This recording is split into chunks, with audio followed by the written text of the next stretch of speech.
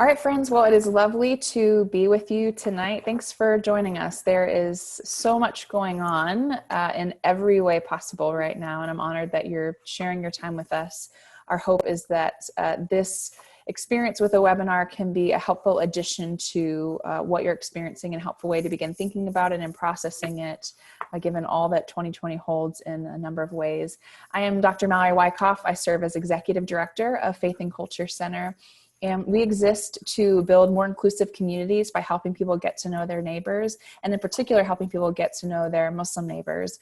One of the reasons that we really wanted to offer this particular webinar, though it's about systemic racism, is that we see so much intersectionality between this particular issue and that of Islamophobia and anti-Muslim sentiment. And so our friend Aisha Labala will be speaking to that more particularly as we get a little further along. But we recognize that all of these issues are never just single or isolated, but rather intersectional in a number of ways. And so we want to be able to highlight that tonight as well, and also provide some history and context for systemic racism to help us better understand what's going on, what people are talking about, how we are part of the conversation, how we can move forward into it. I want to introduce my awesome colleague, Dr. Bethy Butler. She'll be sharing in a little bit as well. And as I said, Aisha Labala, who is a longtime friend of Faith and Culture Center and a very active and avid member of the Muslim community in Nashville, but also just the Nashville community in general. And so honored to have her joining us for that as well.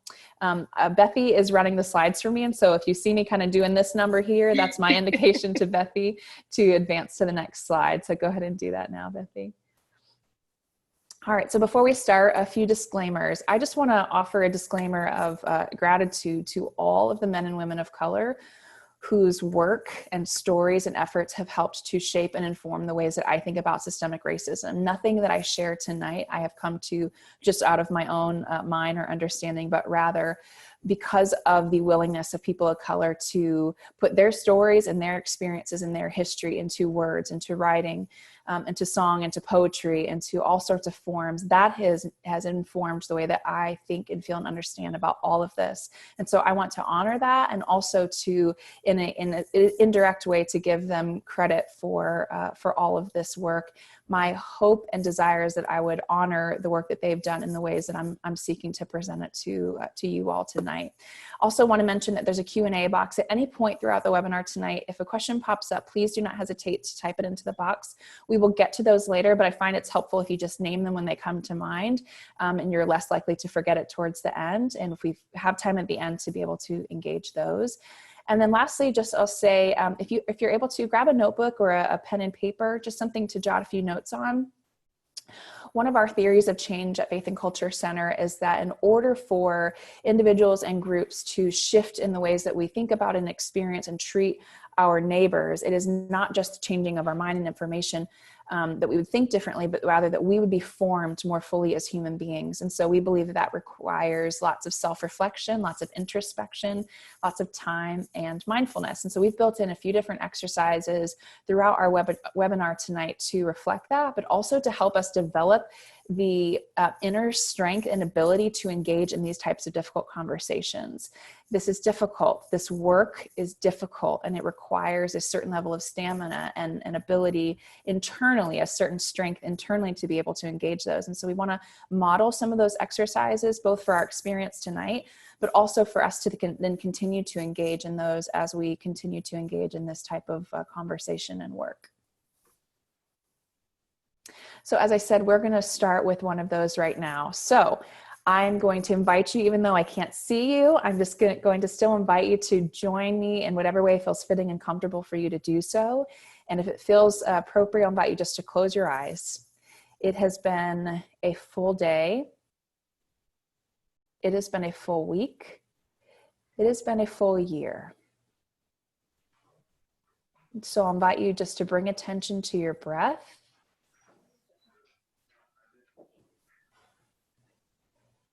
Perhaps for the first time today, bringing attention to your breath, in and out. Bring attention to your body, how it feels,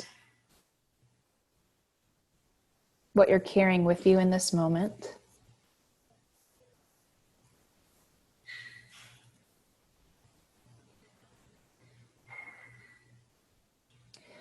I'll invite you to take a moment and consider, why are you here tonight? What is it that compels you to be present to this conversation, to learn and to listen? And just make note of what you sense.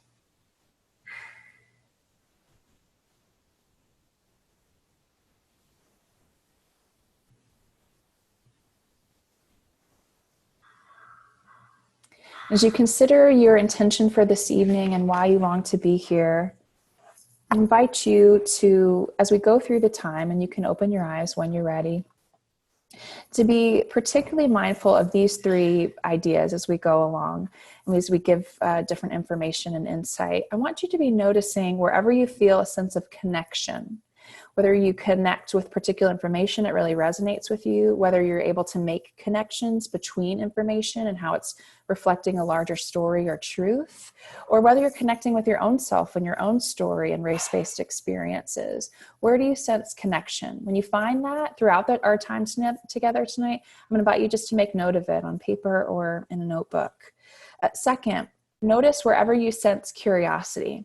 Is there any moment throughout the evening tonight where you notice that your curiosity is piqued and there's something you think, I'm curious, I'm interested, I want to know more about that? Make a note of that as well. And then lastly, notice if there's any point of resistance that surfaces internally throughout our time tonight. If there's something that's said or discussed that you notice you feel internally a little bit of a resistance or reaction to, without judgment or critique or evaluation, just notice it, make note of it, and then at the end of our time tonight, return to that and spend some time thinking on it and reflecting on it further and noticing why it might be there and exploring it a little bit further.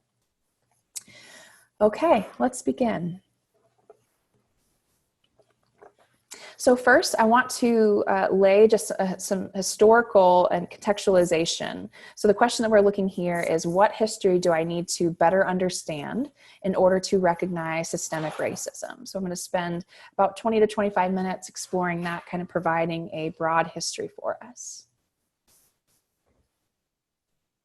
I want to give a few notes here about where we are, and I'm going to move the pictures here so I can be sure to see the information here. So just to take a moment and kind of say, okay, here's where we are right now. And before I even talk about right now, I want to just pull back the layer to say it might be easy as we talk about some statistics as we go through and some ideas thinking about, well, this is in the past and it's different. But I put this statistic first to help highlight that while we might think that there's been a straight trajectory forward, moving away from racism towards anti-racism, that rather, while there have been some advancements, there's also always regress. Progress and regress are always occurring at the same time. So Black youth were 4 times more likely to be unemployed in 1985 than in 1954. So think about 54 and the height of the civil rights movement, and that actually several decades later, they were even more likely to be unemployed. From 2010 to 2012, young Black males were 21 times more likely to be killed by police than their white counterparts. The median wealth of white households is 13 times higher than the median wealth of Black households. Black people are 5 times more likely to be incarcerated than whites. Black women are 3 to 4 times more likely to die from pregnancy-related causes than are white women. Banks remain 2 times as likely to offer loans to white entrepreneurs than to Black entrepreneurs. Black people make up 13% of the US population, yet own only 2.7% of the nation's wealth and make up 40% of the incarcerated population. Now, those have been particularly focused around some race-based statistics here in the US, but I wanted to pull it back even broadly and think about it in a larger context, that the top 1% now own around half of the world's wealth. 1% owns half of the world's wealth, and the world's 3.5 billion poorest adults, which comprise 70% of the world's working age population, own 2.7% of global wealth. Most of these poor adults live in non-white countries that were subjected to centuries of slave trading and colonizing and resource dispossessing, which created the modern wealth of the West. Likely we're familiar with some of these numbers or thoughts or statistics, and I know numbers never tell the full story and that it's a whole lot different when you understand the human impact, but I think it's helpful to kind of just set the framework to say, here are a few indicators to see, here's where we are right now. Now let's talk about how we got there, how these things came to be true. What we tend to think is this, that ignorance and hate lead to racist ideas, lead to racial discrimination. We think that racism is really about the individual ideas that we have in our brains about other individuals or other groups. And that if we could just shift the way that we think about things, that if groups could shift the way they think about other groups, then all the change that would need to happen would happen. We tend to think that it moves in this direction, that's this causal relationship, but rather, as Ibram Kendi, who you'll see his information quoted throughout, he said this causal relationship is largely ahistorical, and rather that what is actually true based on history is that it starts with racial discrimination, with racial practices that lead to racist ideas, which leads then to ignorance and hate. This is the causal relationship that's driving America's history of race relations. It does not start with ignorance and hate, but actually that's the product of racism. And we'll talk about that a little bit more as we go along. But it's really important at the outset to understand that that's actually the causal relationship here.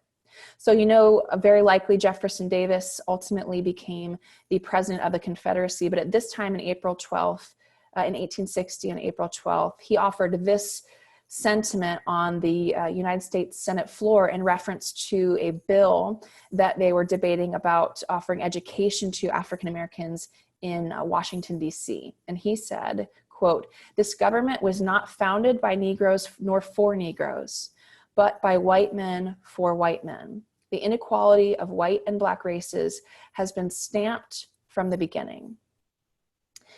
I want to highlight this because of the obviously historical significance of this particular person and all that was surrounding this moment. But even this idea that inequality of races was stamped from the beginning, I want to suggest that yes, that this notion of inequality was stamped from the beginning of the United States in our history for centuries.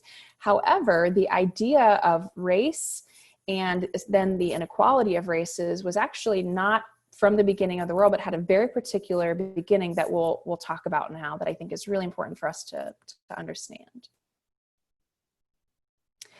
Okay, so you might be familiar with this quote from Ta-Nehisi Coates, but he says that race is the child of racism, not the father. I want to explain what I think he means by that by going through a quick history over several centuries to explain how that came to be, starting with Aristotle. Now, certainly it is not true that it wasn't until folks came to North America and began to settle here and colonize the land that was the first notion of any sort of prejudice. Prejudice has always existed. Dating back to even Aristotle, we have his records to show why the Greeks in his mind were superior to all non-Greeks.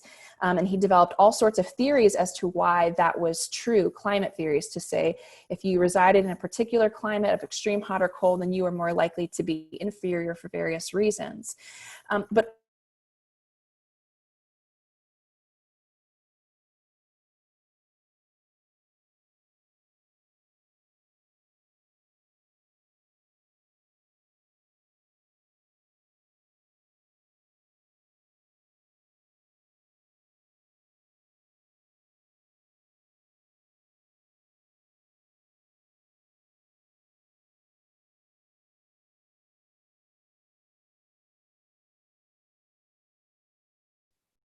I'm hoping she comes back. One moment, please.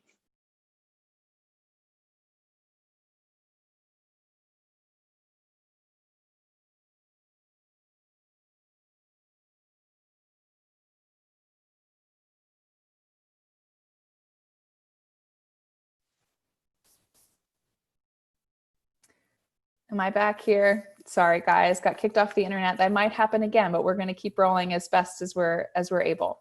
So I want to highlight here that this was something that the Puritans in particular, that the thoughts of Aristotle on particular people groups and these theories were something that they certainly took into and studied. And then coming in the mid-15th century, Prince Henry of Portugal began to notice that there were certain Muslim slave traders, and certainly that wasn't just true for Muslims. There was slave trading of various kinds in all religions and ethnic groups. But he began to notice there were a particular group of Muslim slave traders that were quite successful in doing so, and that they were doing this, excuse me, in a particular part of the world in Africa. Now, up to this time, the people group that was most likely for Western Europeans to be enslaved were actually the Slavs. They were Eastern European, they were Slavic, and actually this is where the root word for the idea of slave comes from. So up until this time, they were sort of the most likely people group to have been enslaved by Western Europeans. But at the same time that the leaders in Portugal were noticing that other groups were profiting off of particular slave trade in this area of Africa, the supply of the Slavs was decreasing because they were beginning to build defenses and fortifying their areas. So the supply is dropping there, and all of a sudden there's this new door open here, and Prince Henry of Portugal and his crews wanted to be able to capitalize on that and to eliminate the Muslim middlemen. And so he sought to garner more wealth by selling human beings, and particularly human beings from Africa. And as people noticed that the king in Portugal was making more money off the selling of human beings than he was on all the taxes he was levying on his entire kingdom. So at the same time, other Western European countries began to take notice of this and how profitable this dehumanizing industry could be. So they began with the practice. They began with this notion of self-interest, that they wanted to amass more power and more wealth. They had that desire, and they had these practices, these policies of enslaving human beings.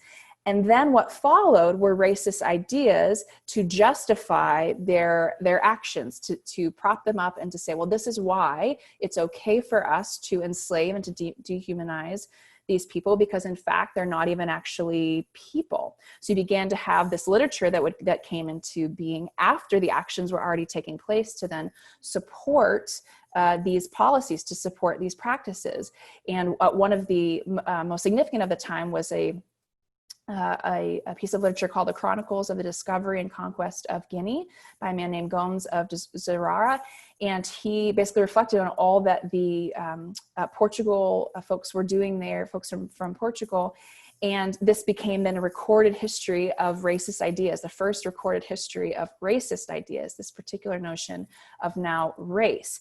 As I said before this time, this concept of race did not even exist. We had a concept of different ethnic groups and these identities, but not the concept of race. That term was not even first used until 1481 by a French poet, and it wasn't until 1606 when it was first used in a major European dictionary, and it was in reference to dogs, meaning their descent, and if a dog came from good stock or poor stock.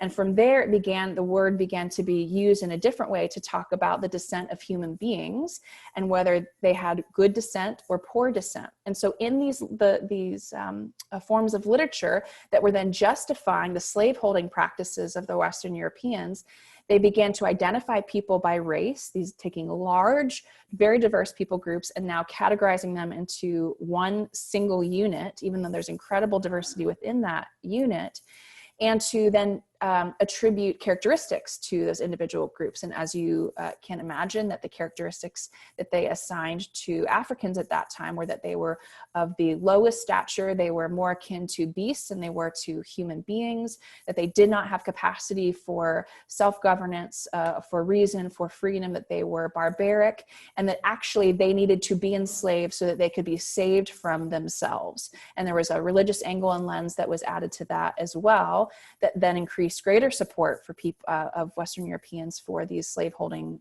practices. And from there, the notion of race continued to increase and gain tremendous support, and became normalized from that moment on. And not just the notion of race, but then the hierarchies that were created, race-based hierarchies that were created.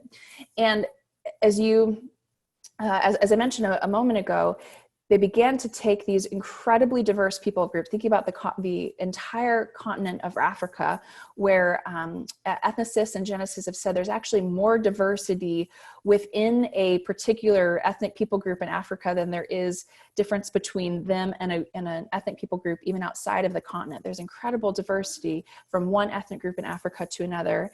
And yet, once you assign this category of race and then rank them hierarchically, you take a large group of people and assign them one category. We saw this with the way that the early colonizers for the US colonies referred to Native Americans as Negros de Terra, to say that they were the blacks of the land. They were also lumped into this race-based category of being black and therefore inferior, which again justified on their minds their actions of enslavement, dehumanization, torture, violence, and so forth. There was another significant literature piece that was produced at this time by a man named Leo Africanus, and that further emboldened the slaveholding practices and slave trading practices of Western Europeans. And actually, the person who first translated that work, his work, into English, became the first legislator in the colonies. And you can begin to see this trajectory of how this moved from Western European then on to into North America, and justifying their practices. I want to give a couple examples of how this actually fleshed out in the early colonies, thinking about this idea of moving from policies and practices to then ideas that justified them, which then led to the prejudice and hatred and ignorance.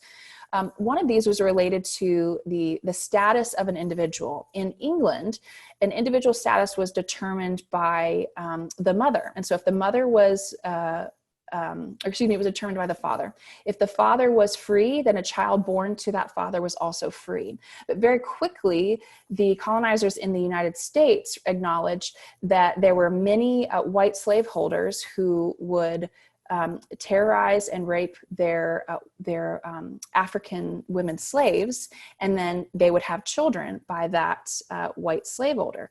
Well, if they followed the British customary law, then those children would be slaves. And so they needed a different policy and practice and idea to justify their desire to expand their the number of humans that they owned and could they can enforce to work. So they actually flipped that law, and it became so that in the colonies that individual status was determined not by the father but by the mother, so that white slaveholders, male slaveholders, could father as many children as they wanted to by black slave women, and those children were, their status was that of being enslaved. Additionally, you had religious leaders who had faced this dilemma, wanting to ensure that slavery was not disrupted and that they could enslave as many people as possible for how profitable it was. When you had in states with more than 85% of their economy wrapped up in slavery, they did not want to disrupt that system. But then you had this custom that if a slave converted to Christianity, then they could not be held as slave. So religious leaders and well-known theologians of the day gathered together to say, how are we going to address this? And they decided that while the soul could be converted, that someone's soul could be considered white, once they were converted to Christianity, that their soul could become white and cleansed and washed clean, but their body would remain black. Therefore, you could save the soul, but still enslave the body. They erected these types of ideas to justify their slaveholding policies and practices. All of this to say that racism is not primarily about individual thoughts about another group, but rather about systems that were and are created to support, justify, and normalize dehumanizing practices. And these practices are rooted in self-interest, as it was for the leaders in Portugal, that their desires were based in self-interest to amass more wealth, to amass more power, developing these practices, then inventing narratives that would justify their practices, which then led other people to develop these sorts of ideas and ignorance and hatred around particular people groups.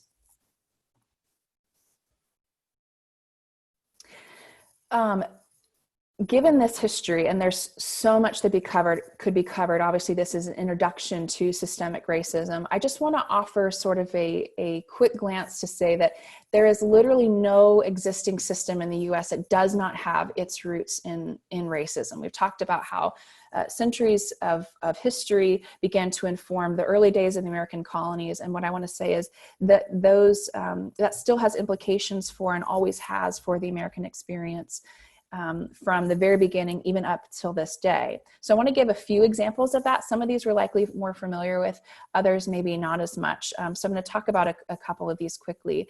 And I'll talk about them at different points in history. Firstly, with housing, if you're familiar at all with block busting, this was when a Black family in the beginning to the middle of the 20th century would seek to if they were going to buy a home in a white neighborhood, if they moved in and bought a home in a white neighborhood, then the realtors would scare all of the other white property owners in that area to say that this Black family is going to destroy your property values, and they would scare the white persons in that neighborhood into selling their homes at a reduced rate, sometimes to the realtors and to other investment groups, who would then resell those same homes to other black families at inflated rates. Again, this was called block busting. Realtors were blacklisted if they were to sell a home to a Black person or a family in a white neighborhood. They were essentially barred from being able to do their work because it was viewed that they were interrupting the racial harmony of a white neighborhood. In fact, the Federal Housing Authority's underwriting manual from 1935, which was later adopted by the Veterans Association, which by 1950, both the Federal Housing Authority and Veterans Association, they were insuring half of all new mortgages. So this is a substantial investment in the housing industry in the United States. And they both used the same manual that said, quote, "If a neighborhood is to retain stability, it is necessary that property shall continue to be occupied by the same social and racial class.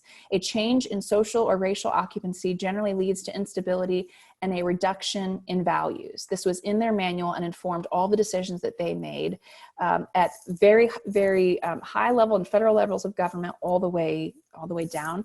And they would simply, through the use of redlining, which you could read more about, the FHA would refuse to insure any mortgages near or in African-American neighborhoods. And as many of you likely know, that one of the primary ways that a family or an individual can gain wealth in a sense of financial security is through equity in one's home. And for decades, and even beyond that, Black individuals and families were simply unable to establish that type of equity with home ownership because they were forbidden by law and custom from doing so. That helps speak to that a wealth gap that I mentioned a few minutes ago that still persists to this day. Let's talk about education, for example. I remember several years ago when I stood outside of Little Rock High in Little Rock, Arkansas. You might be familiar with that site where the Little Rock Nine began to desegregate that high school and all that surrounded that in the media. It was an incredible story. But I stood in front of that building, and as I listened to the persons who were explaining the history of that place to us, they said that when that school was being built, that the city was given $1.5 million, and they were to use that amount of money to build a school for white students and a school for Black students. And this beautiful Gothic architecture building that they built there that you can still see, Little Rock High, they used the entire amount of the $1.5 million to erect that building of education for white students only. There was absolutely none left over for any buildings for education for Black students. And so then it was on the Black community there, already incredibly under-resourced, to pull together within themselves resources to build spaces for education and then to provide educators to their students without any local resources or money to be able to do so. In 1930, in Alabama, the state there spent $37 for every white student compared to $7 for each Black student. In Georgia, it was $32 for white students and $7 for every Black student. In South Carolina, $53 for every white student, $5 for every Black student. You can see the inequities there in the amounts that funded educational facilities, teachers, and so forth. This continues to have impact today because the money that's allotted to schools comes from property values and property taxes in a given area. And if you already have an under-resourced area, then they are going to have even further issue with having enough resources based on their property taxes and values given to their educational facilities in that area, and then further widening that gap to access to the appropriate educational resources. We think about political systems. We know some about voter restrictions and all of the hoops that Black citizens of the United States of America had to jump through, even though they were constitutionally afforded the right to vote, and yet there were all manner of voter restrictions that were placed against them for the sole purpose of keeping out African Americans from the voting rolls. If they would be denied access, whether it was by poll taxes or other tests that they would erect really ad hoc at whim at any given time to keep folks out. And so you continue to hear lots of conversations even today about voter restrictions and how people are so concerned that there would be anything put in the way to hinder African Americans from being given access to their constitutional right to vote. Those issues and inequities continue and persist to this day. I'm gonna skip down to the transportation. This is one that not a lot of people think of, but actually if you go and visit cities, even here in Nashville, you can see that particularly during during the time after the Great Depression, when you had the New Deal and all these sorts of construction eras taking place, that there was what was called urban renewal. And they would go into cities in any area that they deemed that was worthy of taking out and really grazing entire areas to build something new. What they would often do, and almost always do, was go to the area of town that was most densely populated by African Americans, and would take out entire sections of town and then often erect highway systems right in the middle of these communities that had existed for decades and had found a sense of community and connection and life there. Even in the midst of segregation, even in the midst of Jim Crow, they were able to find some sense of community and safety internally. And then you had highway systems built right in the middle of those communities that began to disrupt the natural flow of community and connection and commerce and safety within those communities. It's really fascinating to take a look, and you can certainly do more research on major cities throughout the South and elsewhere to see how this actually took place, that even something that seemingly as benign as the erection of a highway system actually has deeply racist roots, past and certainly still affecting in the present. Lastly, I'll just speak to inequities in healthcare. So in 1991, the EPA confirmed that African American communities throughout the United States were home to an inordinate amount of toxic waste facilities and industrial air pollution. That historically, if there was a place that the government decided to place toxic waste facilities, it was never going to be in the suburbs. It was never going to be in white-dominated areas. It was always going to be in the parts of town most populated by African Americans, because it was considered socially acceptable to do so, that their health, that their bodies, their livelihoods simply did not matter as much. You can still see that exists to today. And so in 1991, under Bill Clinton, he signed an executive order to acknowledge this disproportion and to say that this can't continue. But as is true for the vast majority of the things I've mentioned, there was no compensatory actions to reverse any of the damages. It was just simply to say, we acknowledge them, we're going to seek to do better forward, but there was never any sort of reparation or compensation for the damage that had been done. Some of the policies that I named were from 30s, 40s, 50s time back. Some policies have changed, some have not, as we continue to see inequities in policing and certainly in the justice system, as many people have been talking about recently, and I'm grateful to hear those conversations because they're essential to have. The reality is that even when policies change, the damage that they have caused and continue to cause is never fully addressed and never has been. And so the impact still lingers. And so I just highlight that to say that even if some of these things, if the particular focus of it was maybe decades ago, the reality is that the impact still exists today. And you could see that reflected in some of the statistics I shared early on in the PowerPoint. Now I want to turn the microphone to my friend Aisha Labala and to give her some time to specifically help us consider how Islamophobia might be viewed as being really closely connected to anti-Black racism. So Aisha, take it away. Yes. Thank you. Thank you for the invitation. I'm happy to be here. I want to start first by saying, like, the catalyst for this important discussion is the horrific death of Mr. George Floyd. So as a Black Muslim woman, I want to touch on racism and Islamophobia, but I really want to share mostly what, in this day and age, what it's like being a Black mother. So I'll start with Islamophobia. You know, we know Islamophobia can be defined as hostility towards Islam and a fear or hatred, dislike of Muslims. Sadly, Islamophobia really reflects our shameful history, our American history, and our policy and discriminatory practices that exist in our country. So anti-Blackness and xenophobia is nothing new. It goes hand in hand. The Tennessean's bizarre article announcing a nuclear holocaust at the hands of Nashville Muslims showcased this weekend in its full glory. So this is something that Muslims have to go through. And it's even worse, I think, if you're Muslim and you're Black, because I'm part of two targeted, maligned, hated groups. So is Islamophobia and racism intertwined? To me, yes, by all means. And I say that because with traditional racism, we see like the physical appearance and the phenotype making one the target of racism or discrimination, oppression, or even death.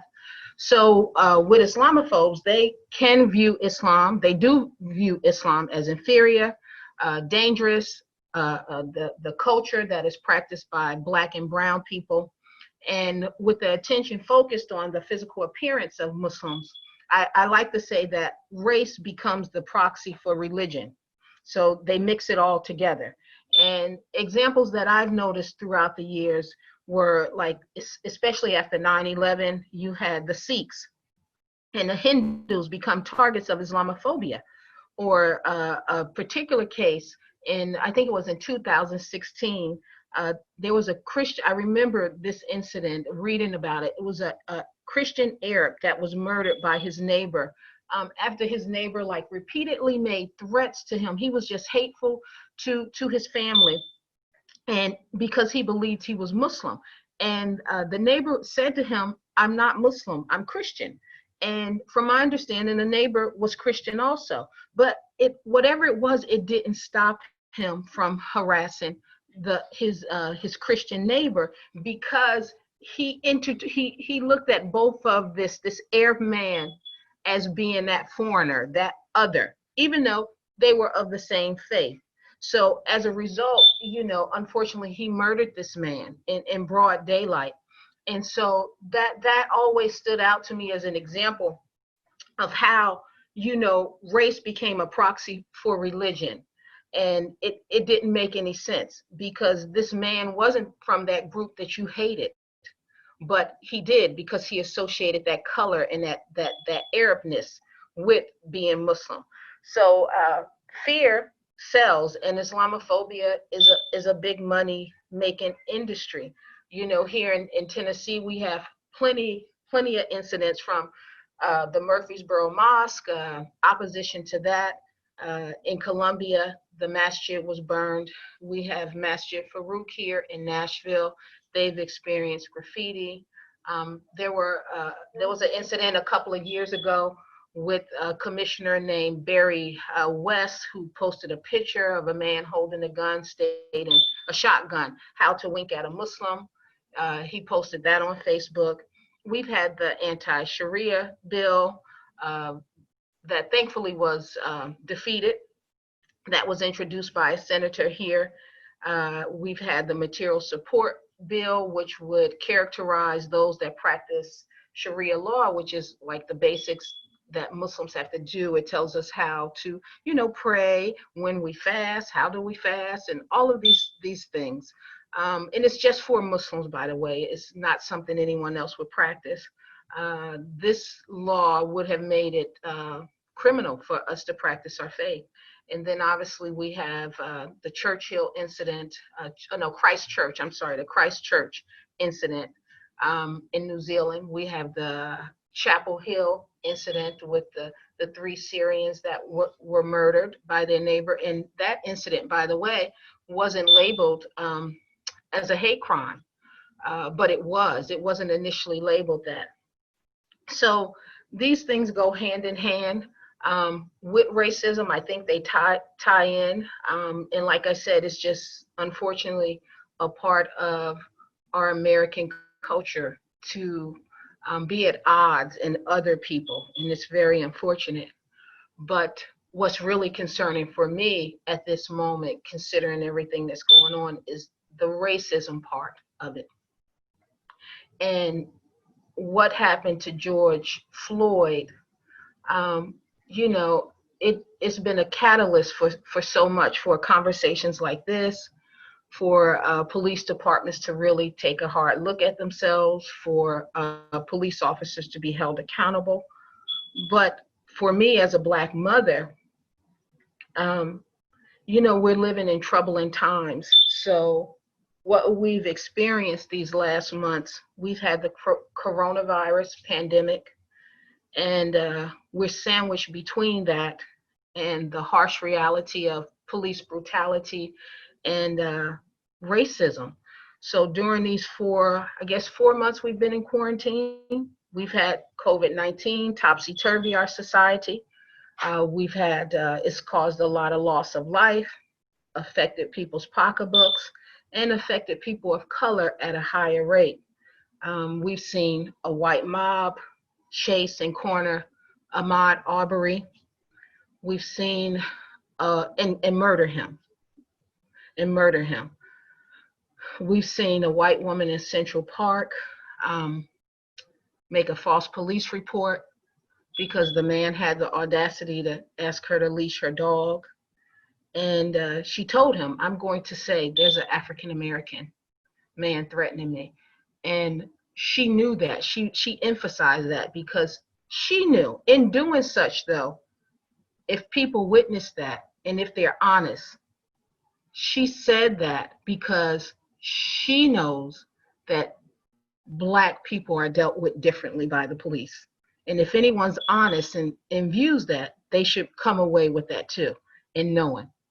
And she knows that that's a threat for Black bodies, because that's why she told him, I'm going to call the cops and say an African-American man is bothering me. And we've seen, unfortunately, the police have their knee on George Floyd's neck as he lay dying, begging for mercy and calling out for his mother. Now, not everyone can relate or understand the Black American experience, but everyone can relate to having a mother. And when George called out for his mother, mothers around the world felt that, and especially as a Black mother, because we could easily see our children under that murderous knee. So as Black mothers, we are always acutely aware of the race-based dangers in this world that are out there for our children, whether they're Muslim or not. But as for Muslim children, I have even more of a concern. I have boy children though, and I know that they cannot easily be identified as being Muslim, but they're boys of color. So personally, I'm always in a state of awareness that a normal, mundane interaction can trigger a sequence of events leaving my sons unsafe. And this fear and stress Black mothers carry around with them. I carry it. And unfortunately, it causes me and other mothers to parent from a place of fear instead of a place of freedom. And it's really unfortunate.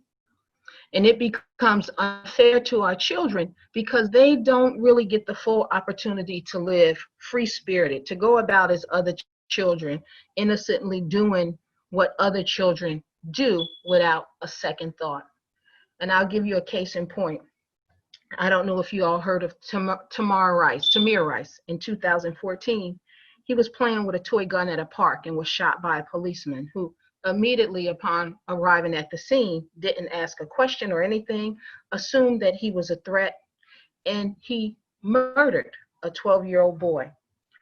And this always stuck with me because a 12-year-old boy out there playing in the park didn't even have the innocence of playing cops and robbers, what any other little kid would do. That wasn't an option for him. He carrying a BB gun criminalized him. And my sons have BB guns, and they cannot go in the front yard with them. I do not let them go. They can only stay in our closed-in backyard because of incidents like this. We have other incidents where it was John Crawford, a 22-year-old, was in Walmart shopping. There was another BB gun. He was carrying it around, thinking about buying it. Some person made a false police report, said the man was waving a gun at everyone. The police arrive on the scene. No questions asked. They kill him. The security cameras would later show he was doing no such thing, waving a gun, anything like this. Now, if we're honest, we know that this would not have happened to anyone that was not Black. They would not have immediately been criminalized and thought that they were a danger.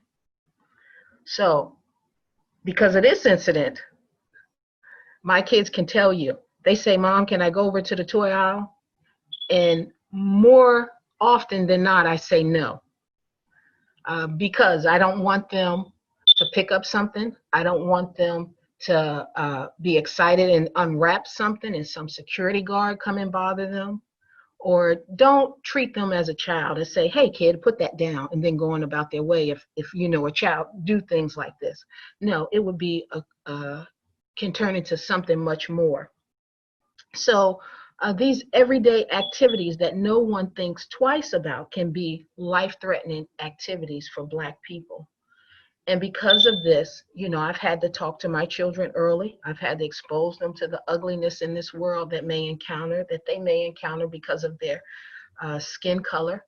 And all parents already have safety concerns for their children, but these incidents that we are seeing on TV is a daily reality in America. Thank God for these smartphones and cameras, because this has always been, our daily living. We've heard these stories before, some harassment, some unjust killing. We've heard these particular things. And it goes beyond just it being police, to have the Ahmaud Arbery situation happen and to see like, wow, someone chased him and cornered him and killed him, murdered him. And even to have people try to remotely justify it, say, "Oh, okay, he was inside of this home." And then to see that lots of people of other races came in and out of that home, no problem. And then to say, "Well, he fought back." What are you supposed to do? You have either two choices, fight or flight. And if someone is pointing a gun and you don't know why they're running after you and chasing you, you're going to try to defend yourself. But even that, we have to give a reason for why we're trying to save our lives. It's trying to save our life. That the notion that he would fight back, that made him in the wrong. So this is our reality. And right now, as I'm dealing with being a Black mother and being a Muslim, and in this short time, you see what our life can be like. We have this issue, and then we have the Tennessean. So it seems like as if there's no place where we can have some refuge, like we're just a target. So, however, what we're witnessing, I believe, is a true awakening. And, it's going beyond Mr. Floyd's death. I see the protesters are protesting for something bigger. They're in the street, trying to dismantle this systemic racism and policies and policing and injustices in all its forms. And that includes not just the policing, but education, access to healthcare, predatory lending, the things that you spoke on, Dr. Mallory, housing, unfair judicial sentencing, unfair punishment for Black kids in school, the school to prison pipeline, and on and on. And it's really good to see the youth out there because they're fearless. I see them out there, and because I guess they feel like they have nothing to lose and everything to lose. So it's wonderful to see all types of races out there, aside from the looters that are, basically the agitators. You see all colors and creeds saying enough is enough. And that's a wonderful thing. And I hope that it can peacefully continue so that we can get real change. And when this is addressed, by default, Islamophobia will be addressed because, as I said, it's intertwined. It's part of, we have a history of othering and racism and xenophobia, and this is who we are. And it's okay to say that. It doesn't make you un-American or not a quote a patriot. Speak truth. That's it. And then you can move on. You can't address anything until we speak truthfully about it. So what are some of the things that we can do or that you can do? You can start by educating yourself, listening to those that know firsthand racism, hear their stories, and don't be dismissive or defensive. You can go from saying, I'm not racist, because just a heads up, when you say that, the person believes you're racist. So stop saying it. Stop saying I'm not racist. If you have to say that, I believe you're racist. So stop going from saying I'm not racist and then try to say I am anti-racist. And we all carry and harbor like maybe some stereotypes and ideas. It's okay to be honest about that. But when we can say we want to work towards that, we acknowledge it first, and then we want to fix it, that's a good thing. But if we want to keep the blinders on, it's not going to help. So being anti-racist means you're going to be active and give a conscious effort to work against the aspects of racism and all its structures and institutions. So while the racists may see, let's say for instance, the Black people are the problem, the anti-racists may see that the root of the problem is like the power, the policies, the institution, things like this, that it's been an uphill battle for them to fight against. The racists may want to preserve racial inequalities.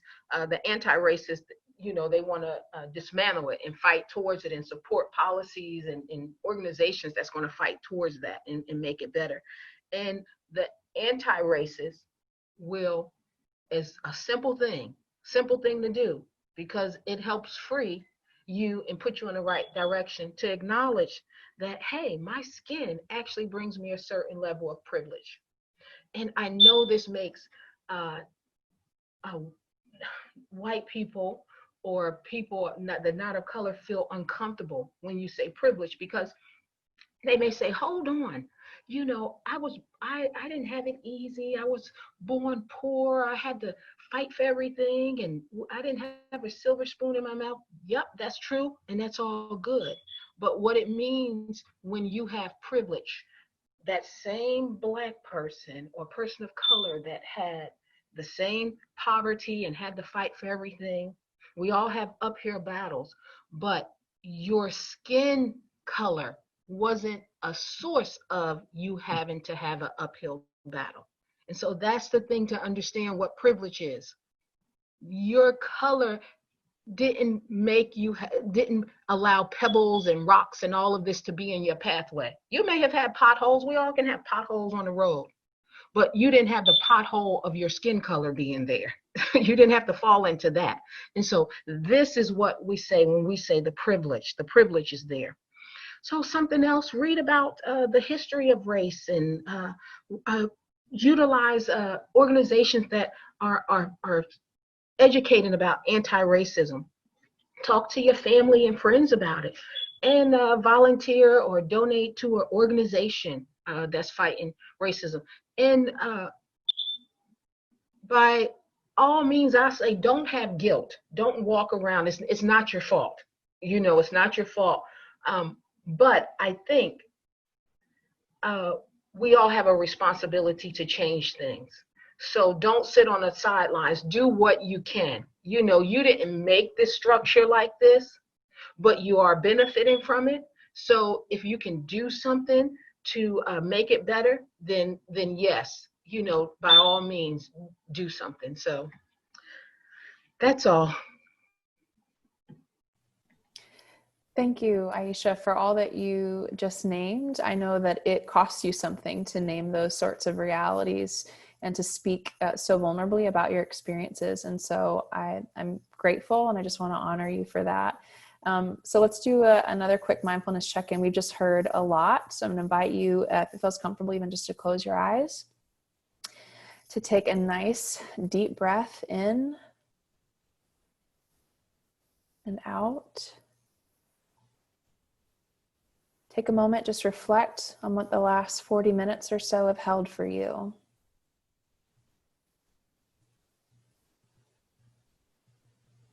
Were there any points of connection, curiosity, or resistance? Without judgment or critique, just make note of those to yourself.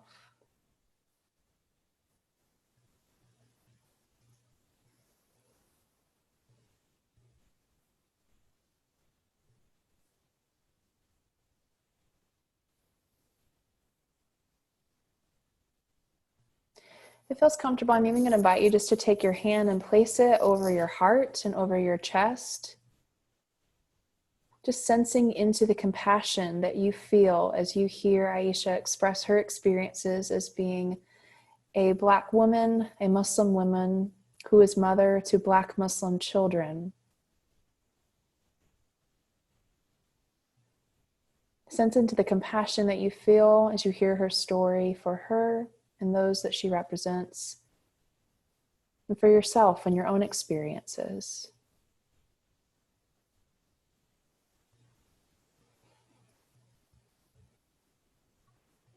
When you're ready, take one more deep breath in and out and return your attention.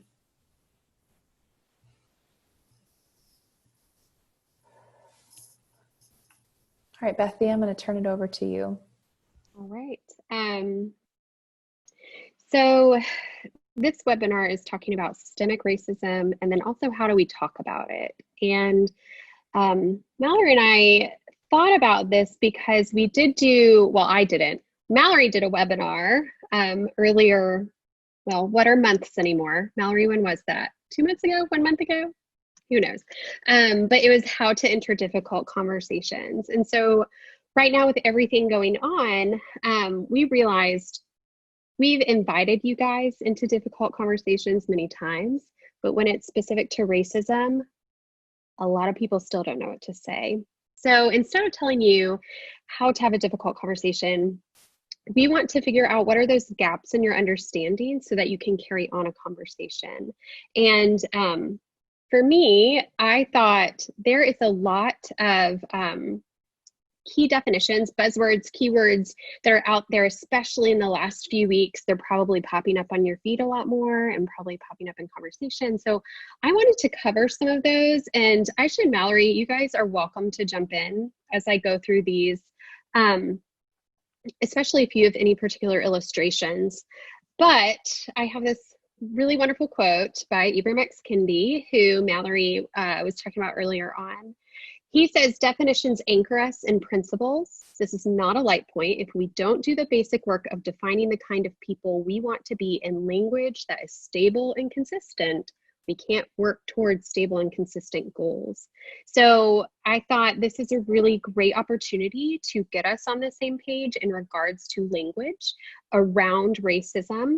And going back to what Aisha just shared with us, I want us to start with Islamophobia and break that down a little bit more. Oops, I don't know what I'm doing. Okay, there we go. Sorry. The controls are popping up. So in regards to Islamophobia, just like Aisha explained it, I was reading through this book by Eric Love. It's called Islamophobia and Racism in America. And he says exactly what Aisha said, which is we can't divorce racism and Islamophobia because a lot of Islamophobia is based on appearances and what we perceive people to be versus if they truly are Muslim or not. And so I wanted to point that out because I think it's so important for us to keep in mind how racism touches so many different prejudices and discriminations, even if it's not necessarily under the name of racism. So Islamophobia, absolutely. I also included the MENA, the MENA right there, as a race. So we don't have this as a racial category that pops up on mostly anything that you're going to see. And that is a form of erasure. So when we're talking about Middle Eastern and North Africans, and we don't say that is a race in and of itself, we are playing into that scientific racism even that Mallory brought up earlier. And that ethnic racism as well. So I wanted to point out those two right at the beginning of defining a lot of these terms, because I think it's important that we all get on the same page of what Islamophobia is. Any comments, you guys? Are you feeling good? Okay. So going back to the very basics, talking about racism and the term racist. And I love how both Aisha and Mallory talked about how racism is not just fear. It is actually something that has been structured for us to live in. And we are all racist. I mean, this is a racist society that we live in. I think it was like the first week of school, fall semester, and I'm a professor and I was teaching my freshmen and we were talking about Confederate statues. And I had a student say like, no, we should totally leave them up. And after class, he came up to me and said, I didn't want to sound racist. I hope I didn't sound racist. I said, oh, you're racist. We all are. And he looked horrified. And I realized nobody's probably ever said that. But the truth is, until we accept the fact that racism is part of our conditioning, part of our culture, then we can't recognize it and address it.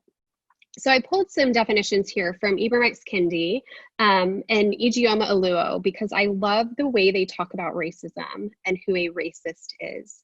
So Kendi says that racism is the marriage of racist policies and ideas that produce normalized racial inequities, while Oluo goes a little bit beyond that to say racism is a prejudice against someone based on race, but also reinforced by power.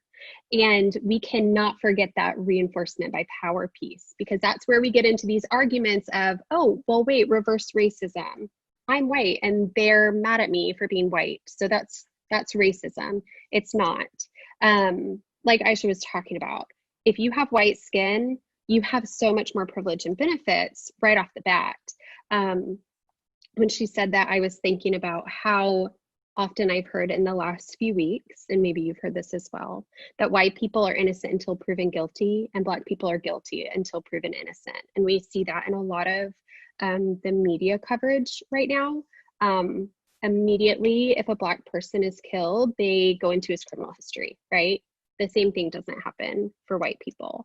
So really starting to see patterns in our culture will help us pick up on where that racism is. If we just say, you know, a racist is a bad person and someone who is not racist is good, then we're completely closing our eyes to what racism truly is. So a racist, I like Oluo's definition here, is one who spares those who spread and uphold racism the effects of being called racist, rather than sparing people of color the effects of that racism. So I've heard this a lot. Maybe you've heard this in the past few weeks. It's not enough to be not racist. And like Aisha said, you've got to be anti-racist, because not racist is actually still racist. So I just wanted to talk a little bit through that. My dad, about a week or 2 weeks ago, called me and said, "Can we talk more about racism? You called me racist a few months ago." And I'm starting to pick up on that.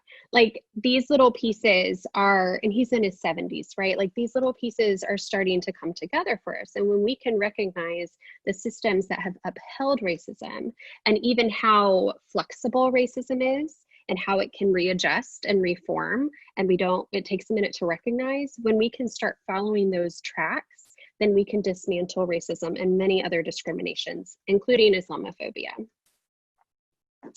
Here's some other racial terms that I just wanted to put up in front of you to help broaden your horizon about what all racism can encompass. So inequities, just racist ideas, that language that Kendi uses for racist ideas of superiority and inferiority really clarified a lot for me in particular. I think we see racist ideas broken down in beauty standards. We see it, of course, in the legal system. We see it when we think about intelligence. So those racist ideas are so deeply embedded in the air we breathe. I know I've said this 3 times now, but I think it's really important to emphasize. And racist policies, and then discrimination. I want to make a note about discrimination, that we all have the power to discriminate, but we don't all have the power to make racist policies. And so when we talk about anti-racism, it is that idea that we are going after racist policies. And we can look at individuals and point out racism, right? Like, we can point out discrimination. And I think that is important. But racism will not be dismantled if we're not looking at the bigger structure that holds it all together and reinforces racism and racist ideas. Okay, Aisha, Mallory, you guys are really quiet. Don't forget, you're welcome to jump in. So here's some buzzwords that I wanted to put here. Privilege. For people that are white, this feels like a really cringy word. So I think Aisha already explained it really well. If you have white skin, you're given the benefit of the doubt. You're given advantages that Mallory was talking about have been historically taken away from Black people and other people of color in our country. It's recognizing that you have those privileges. So if you have a white child and you think it's safe to go to the park and they bring their toy gun, that is a privilege right there. And there's a really great resource called The Invisible Knapsack. And this work is decades old, right? It's a list of privileges, and just reading through those privileges and seeing what privilege can be, because it seems like, I usually use the term, born with a silver spoon in their mouth, right? That's what we think of with privilege. But the truth is, it's a lot of little things that make it more comfortable for people to move through their day without having to think twice. That's privilege. And when we talk about equity, so equity, I hear a lot of arguments about equality versus equity. So equity is making sure that everybody has what they need to succeed, not just everybody gets the same thing. When I think of the argument about Black Lives Matter and All Lives Matter, the people that are saying all lives matter are thinking they all matter equally. We should all get what's equal to us. But the truth is, Black lives haven't mattered as much as other lives. And so we need to be equitable. That's what Black Lives Matter means. So those are just 2 words that maybe make you feel cringy, but I think we really need to be comfortable with accepting that, hey, this is the truth. Or if you're not there yet, if this is the truth, what does that mean for me? And try to look for signposts in your life of privilege and where there's some inequities as well. Okay, so 2 key Western ideologies. If you were born and raised in America, then if you went to American schools, these are 2 ideas that are about as patriotic in our country as it gets. So individualism, so this idea that we're each unique, we stand apart from others, there's no barriers to success, we all have bootstraps that we can pull up and succeed. Objectivity then tells us that we can be free from all biases. However, both of these can be really damaging. White people probably ascribe to this individualistic idea way more so than anyone else. I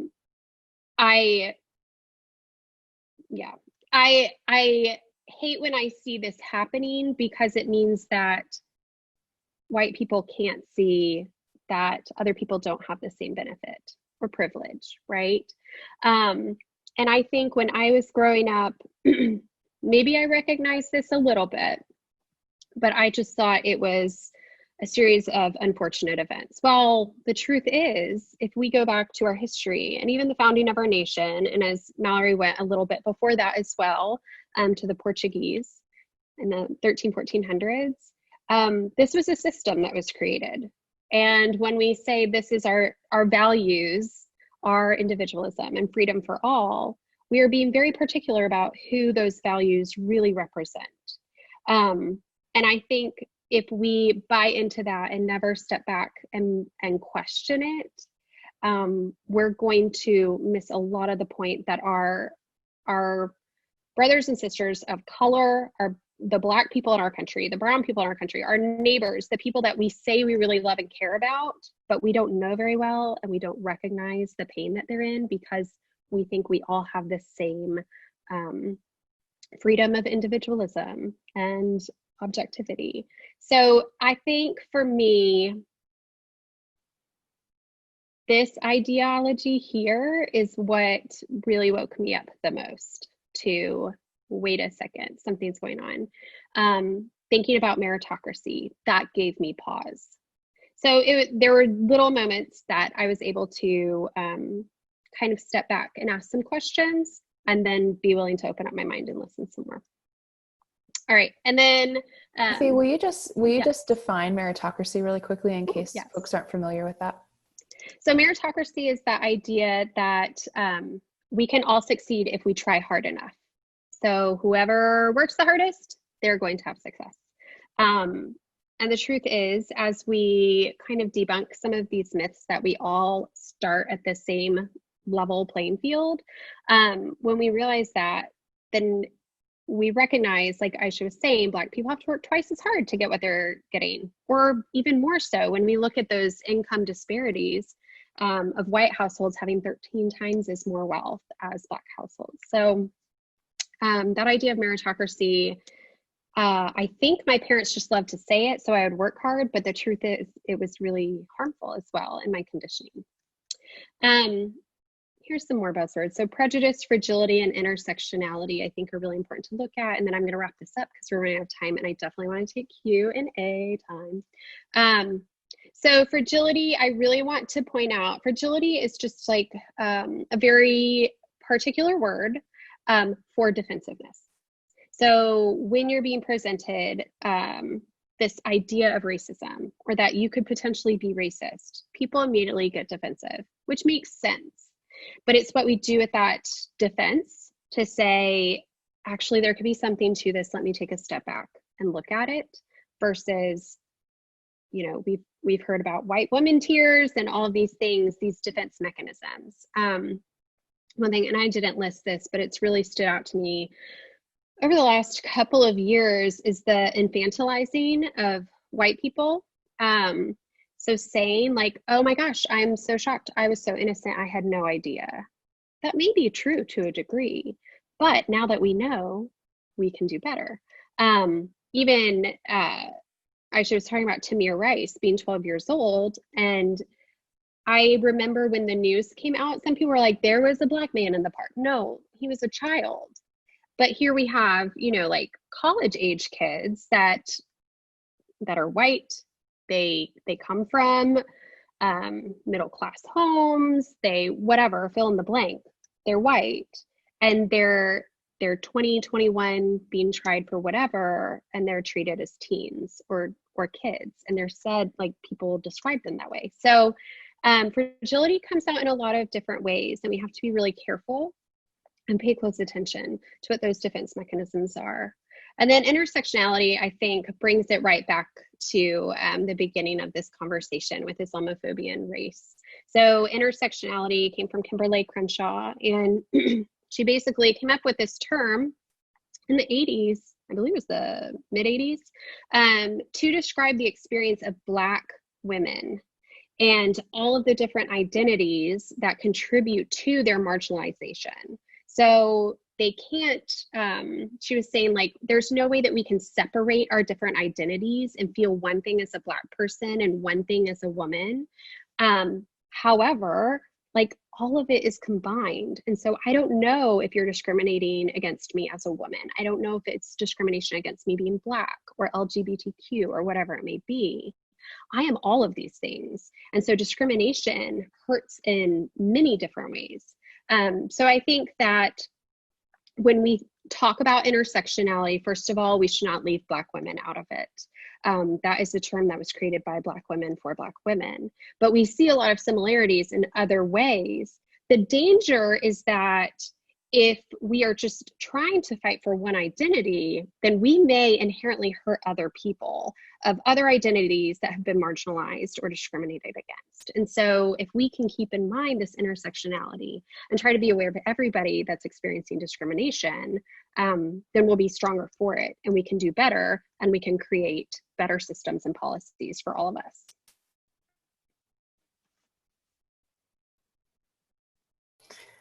Thank you, Bethy. That's all incredibly helpful. So I'm going to invite us just really quickly just to check back in with ourselves and just take a moment and reflect on all the terms that you just heard, the concept and ideas that were elucidated. Just notice how your body feels. Are you sensing any points of connection with the content?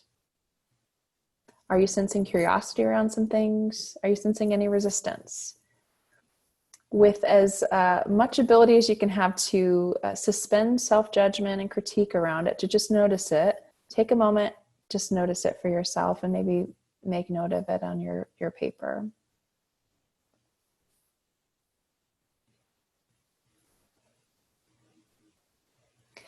And in particular, as you think about the things that you are curious about and you think, I'd like to know more about, if there's anything that you want to ask particularly, please go ahead and take a moment to type it into the Q&A. We're going to spend a couple minutes here responding to questions to the best of our abilities here.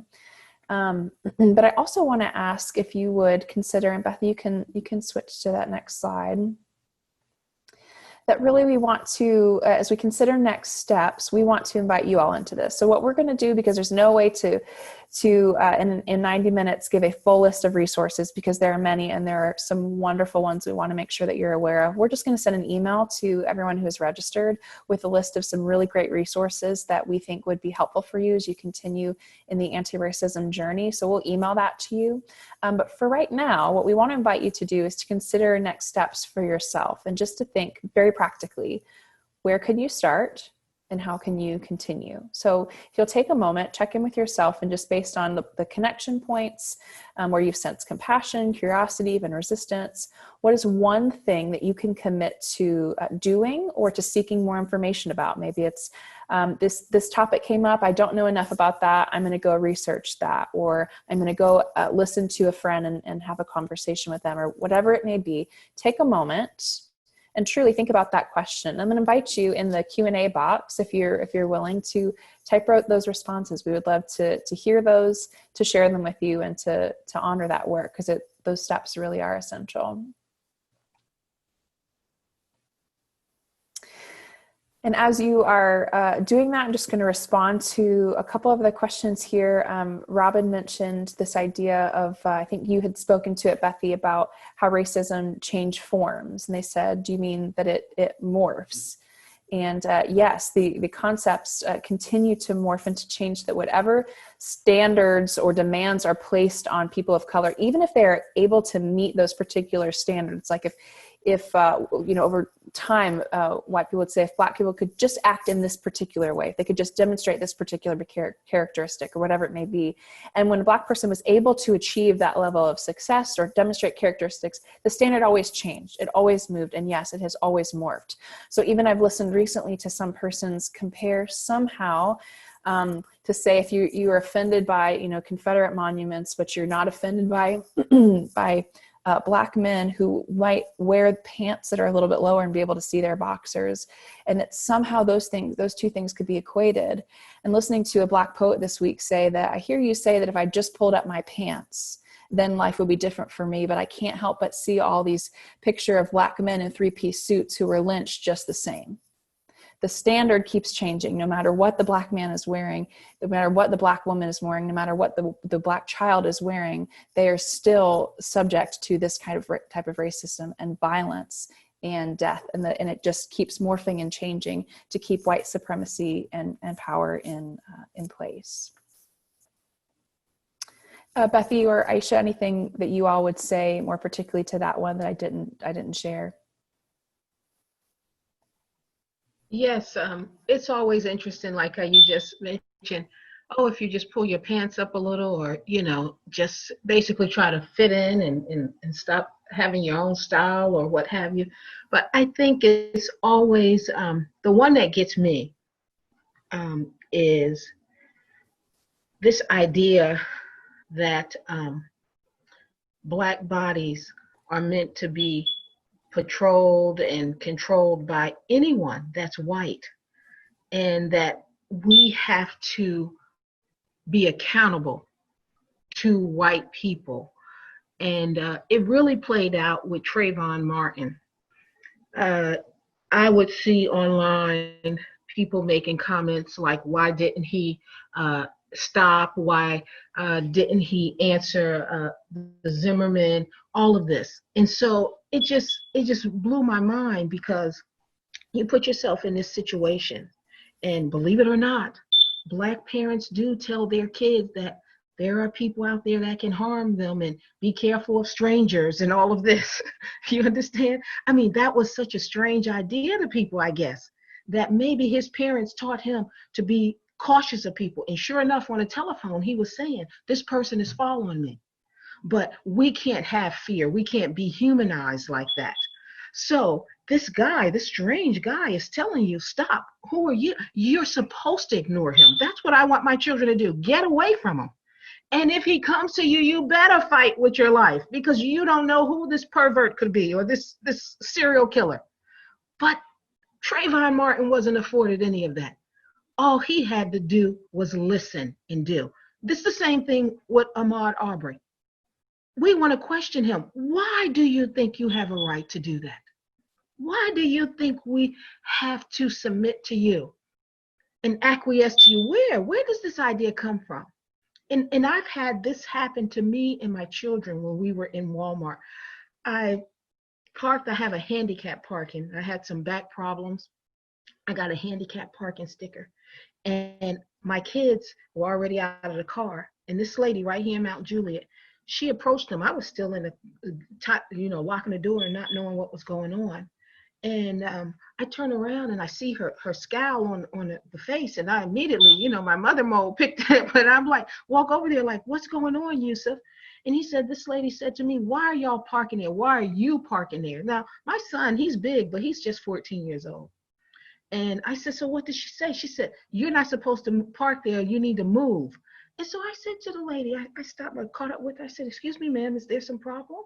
And she said, why are y'all parking there? I said, is that any of your concern? Why we're parking there? I said, we're parking there because I have a handicap sticker.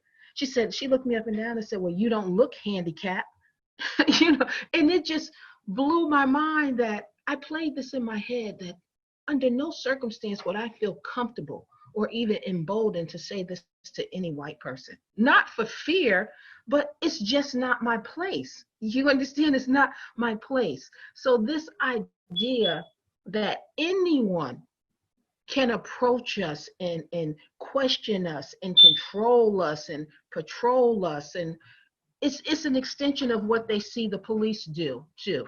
It's an extension of that, and it's just an extension of how things are set up in our society, how our roles are supposed to be. And it's just a natural thing. And you see all these videos, stamping this, whether it's the little girl selling water, or Black people barbecuing or what. It's just insane. It's insane to us, but this happens all the time. These are things that are not anomalies, but they just were never caught on camera, to be questioned and told, why are you doing A, B, or C? So that's dehumanizing it. And I know the gentleman, I think Mr. Cooper, the bird watcher, he said in that incident that he wasn't going to give her that dignity that she was when she started questioning him back. And the same thing just happened recently when in San Francisco, I think it was, when a gentleman wrote Black Lives Matter on his on the side of his home. And I think the lady's name she's some cosmetic maker, something. She, Twitter and Facebook got her real good. And she, you know how they do now. They catch you and they put you all on there. But it was the video, and she was saying to him, questioning him, questioning, well, is this your home? And and he said, why do I have to answer you? And she said, I know the people. And so I saw again people replying, well, why couldn't he just answer her? And it's not that simple. Just imagine someone always questioning your actions and your, and trying to control your activities. No, you say no, enough is enough. So something like that is, another element. And people thinking, oh, it would just be so easy if we just did what we were told. But then you see the flip side. People couldn't even put on a mask. And as a result, they went up to the Michigan Capitol with guns blazing and yelling in the politicians' faces and the police officers' faces, and nothing happened. Nothing happened to them. And this is because of a mask. Do you understand? But they can't understand why the people are out in the street. So it's really strange. Aisha, I appreciate you continuing to pull us back to the human impact by naming people and dates and places and when things occur, and how this fleshes out in actual real embodied experiences of human beings. I appreciate you continuing to pull us back to that. We just have another 1 or 2 minutes. And so I know this is going to be a big question for you, Aisha, but I want to make sure to pose it to you because someone has asked you to respond, thinking specifically about addressing anti-Blackness within the Muslim community in particular. What might you say to that? And if there's certainly more resources that you would like us to share with our attendees, we can do that. But in the brief time that we have left, is there anything that you might say about addressing anti-Blackness within the Muslim community in particular, because it is the most diverse religious community that exists? Anything you might speak to that? Yes, and you're right. It's one of the most diverse communities. I know Martin Luther King has a famous quote that he said, the most segregated time is Sunday. It's Sunday when you will find in the churches. And as Muslims, we have the luxury of not having to say that. On Fridays, you will find diversity almost always. But with that said, we say, and it's the truth, Islam is against racism, but we have racist Muslims. We do. And it's unfortunate. Just tonight, at one of the masjids, they were having a meeting, a Zoom meeting, and discussing, among other things, this issue. And how can we address this? So different ideas were thrown out, like, okay, maybe we should have some guest speakers, African-American guest speakers, do some other things, just ideas. This is when I was telling you, I was needing to tell them I'm about to do a program. I can't stay too long. And they were wanting me to give some ideas. But what they decided too is this Saturday, there is an organization called Muslim ARC, which is Muslim Anti-Racist Collaborative. They're going to be given a community Zoom meeting here for the Nashville Muslims. And their objective is to, address racism within the Muslim community, talk about, colorism, things that Muslims may bring with them from when they come to the United States, racism, talk about leadership and how the boards are stacked. Are there, is it a diverse board? Are there Black people on the board, Black Americans, and not just Black immigrants? Because there's a difference. There's there's a difference because it's not that shared experience. So oftentimes you may find Black immigrants have nothing in common with Black Americans a lot of the times, just aside from the skin color. You know, the experiences are completely different. Uh, they have a different trajectory, and their goal is something completely different. So that oppression they left behind, so they're starting anew here. So we're still steeped in it. So they can't identify with it all the time. So even, you know, within the Black race, you know, we try to educate other Black immigrants, whether you're from Nigeria or Somalia or what have you. It can still be foreign. It's not that connection other than the skin tone. So it's not a simple answer. People are trying to figure it out, but what we are acknowledging is that it's a problem, and all of this has brought it to the forefront. And people that didn't think it was a problem, they're now having to face it. I had a conversation with one of the imams a couple of days ago, and he said to me that a person called him and said that he felt that the masjid was not open towards Black people, and he even felt that the imam was discriminatory. And the imam had called me because he didn't think that that was the case. You understand? And I can see that. Of course, no one is ever going to think of themselves as being discriminatory or anything like this.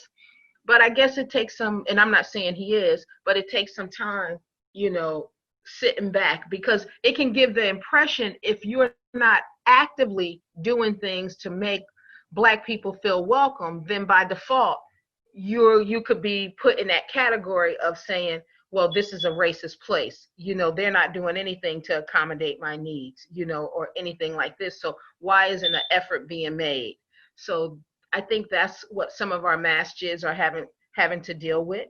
And so I think now they're trying to make a conscious effort, I guess, like, quote, be anti-racist, which is like, don't just sit back on it and say, we're not a racist masjid, everyone's here, they welcome, and that's true. But what are you really doing? Are you trying to show, and I told them today, I said some of it could be actually having leadership, you know, showing leadership. People want representation. I said, this is important all across in the United States. You see, representation is important. You know, special groups, they say, we want this person here. We want to see this. Right now we have the election. They say, we want to have a female vice president. They want representation. So all of that is important. But I don't have a magic answer. I do know it starts with some of the things that I mentioned. And the first step is to, you know, just be honest, you know, just be honest and acknowledge certain things about ourselves. That's it. That is the best thing. That's the best thing. I always say, you know, we all fall down. We can all fall down. Let's say a person has an addiction or what have you. I'll never look down on the person, because that could have been, for the grace of God, it could have been us. But what's not acceptable is that when you fall down, you don't try to get back up. You see? So that is something that we should at least try to address this. You know, so if you have this with you, I'm a little racist inside. Okay, good. You acknowledge it. Now let's work towards it. But if you just sit on your hands, then you're a problem. You're a problem. So that's the first thing, to acknowledge it. And don't be defensive about it, because it's going to be an uncomfortable conversation. No one wants to hear anything that they're doing is bad. That's just human nature. We don't want to hear that. But this is a conversation that must be had, because who wants to continue this?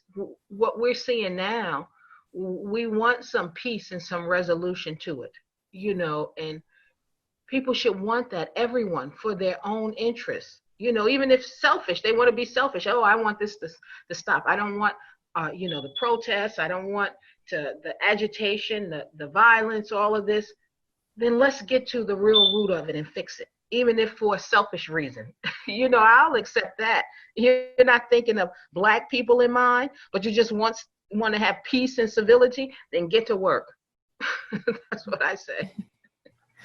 And there is indeed much work to be done. Thank you for naming that, Aisha. And what your answer helps to point to is some of the complexities of this, right? There is never one easy, simple answer. And yet there are many steps that we can take. And as I'm seeing some of your responses about your next steps, what I'm hearing there and what I'm hearing more nationally, broadly, nationally speaking, is people saying, I'm listening.